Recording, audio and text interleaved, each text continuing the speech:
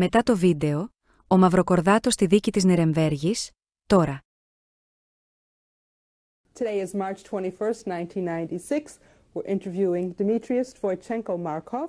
My name is Esther Finder. We're in Washington, D.C., and the language will be English. And what's your birthday? My birthday is July 10, 1921. And how old are you? Almost 75. In July I will be 75. Where were you born? I was born in Thessaloniki in Greece, in a refugee camp. Thessalonica, it's spelled Thessaloniki.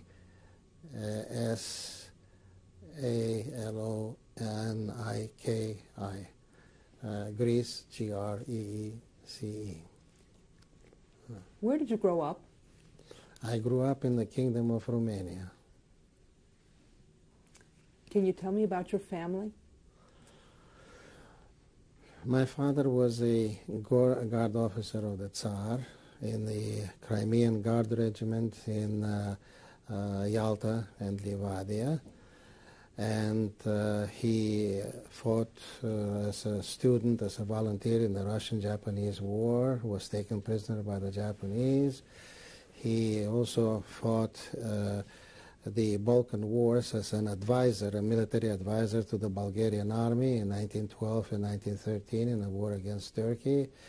He fought in World War I, and he fought in the Russian Civil War with the White Guard Army.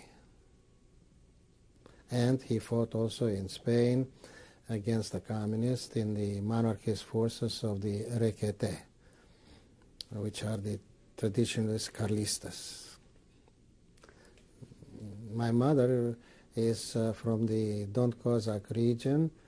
Her grandfather was the Marshal of Nobility of the Don Cossack host. She had an academic career. She taught at the University of Bucharest and at the Commercial Academy. And then she came to America and she taught in Vassar College, Columbia University, Free French University, and University of California in Los Angeles. Both my parents are dead. Was your family religious? My mother was, because she insisted that my name should be Demetrius, because the patron saint of the city of Thessalonica is Saint Demetrius. And so my father didn't like the name. He says it's a Greek name, but mother won. How old were you when you came to Washington, D.C.? That was in 1945, so I guess I was 24, yeah. And I was told that they are looking for linguists to send to Nuremberg. Would I apply for it? And I applied. And they didn't believe that I speak all those languages, so they sent me to the State Department to take an oral exam in each one of the language and a written exam. And then I was hired to go to Nuremberg, to the Nuremberg trial.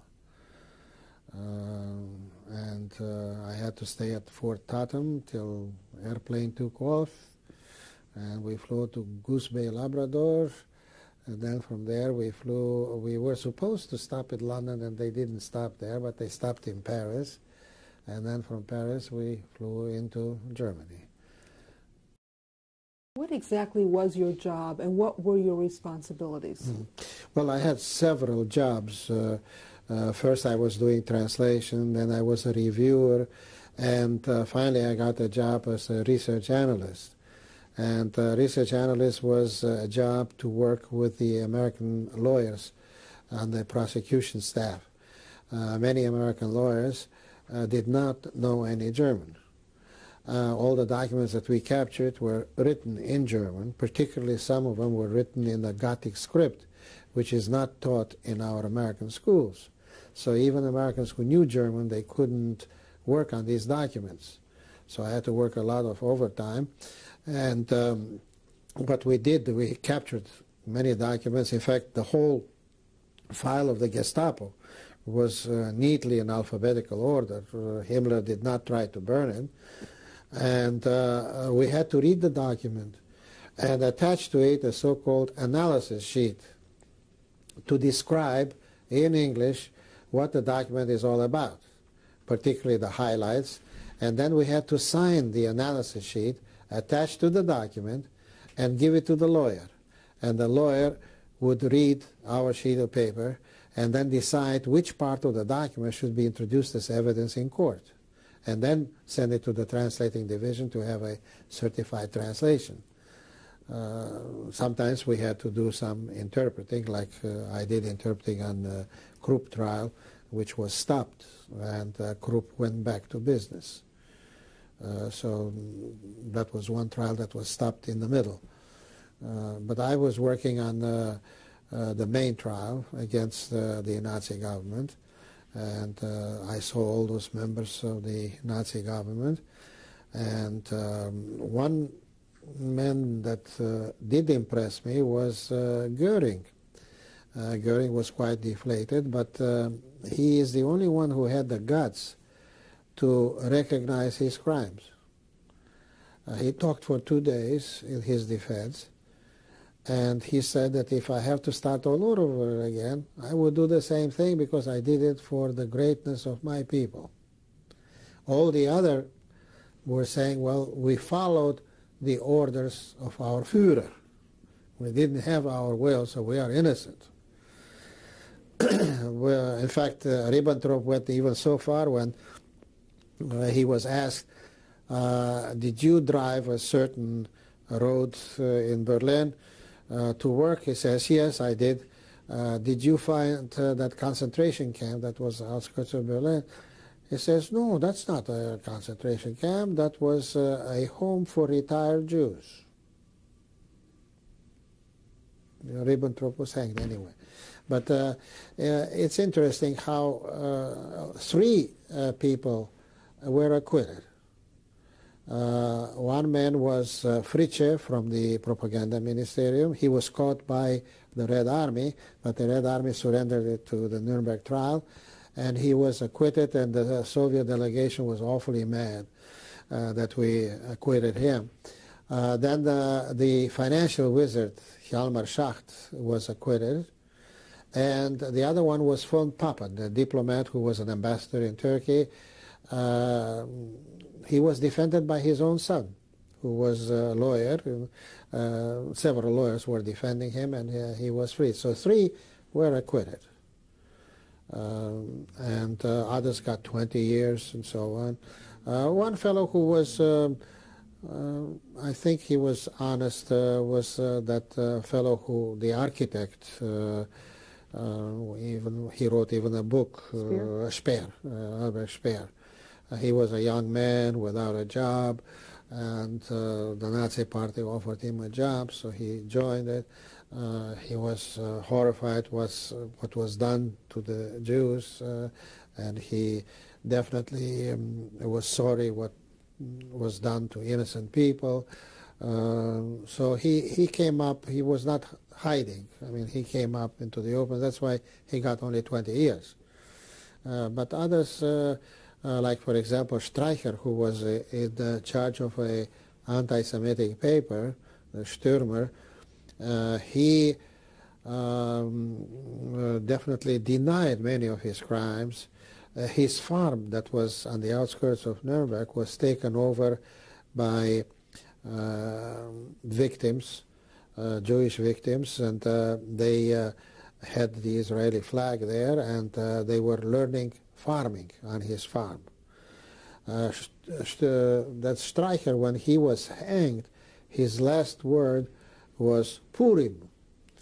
I don't know why he said Purim. Somebody told me that Purim is what, execution or something? It has to do something with execution or something. I don't know what Purim means. But that was his last words that he uttered when he was hanged. So I know that Goebbels did manage to commit suicide because he was a famous pilot in World War I. He was with the Richthofen squadron, and he was then, after Richthofen was shot down the Red Baron. He took over, so he was also in charge of the German aviation during World War II, and he didn't want to be hanged. He says, "Why don't you shoot me?" And we said, "Nothing doing.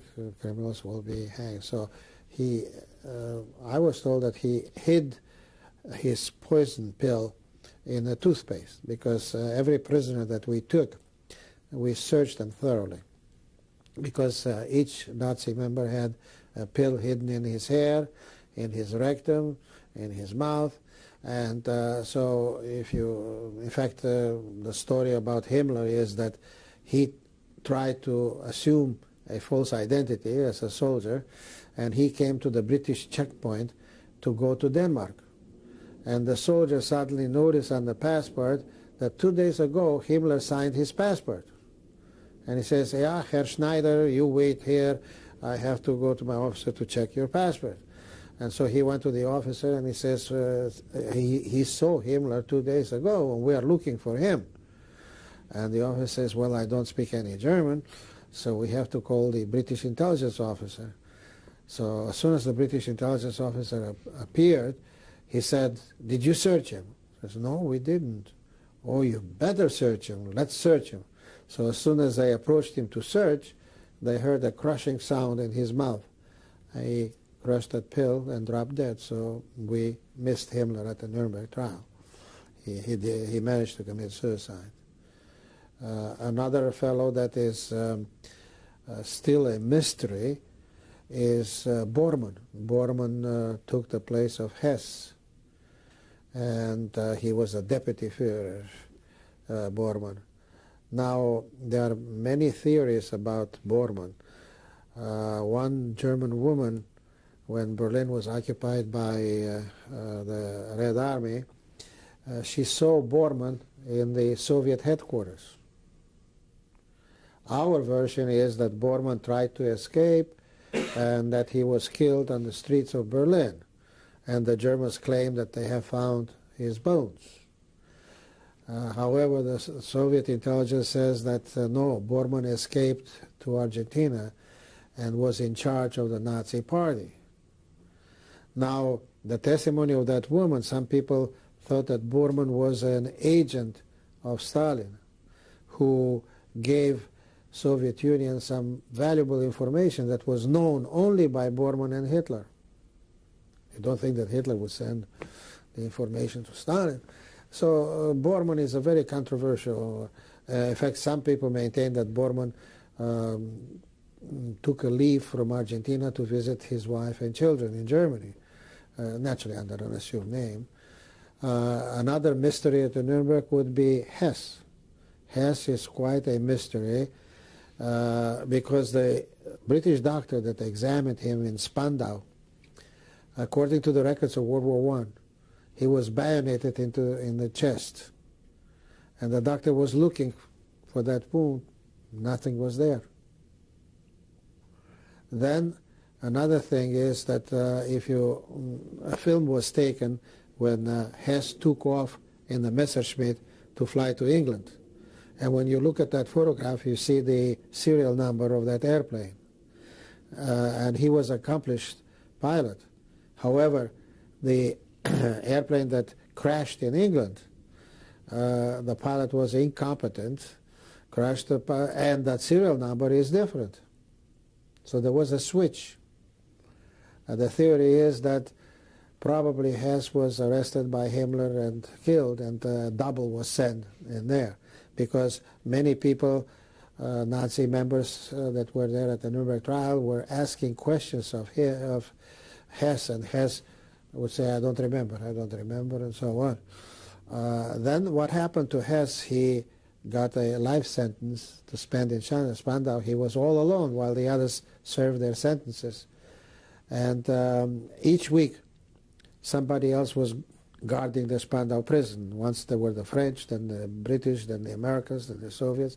And when the Americans were guarding Hess, a Britisher came in and said to the man that was watching Hess, he says, you have a telephone call.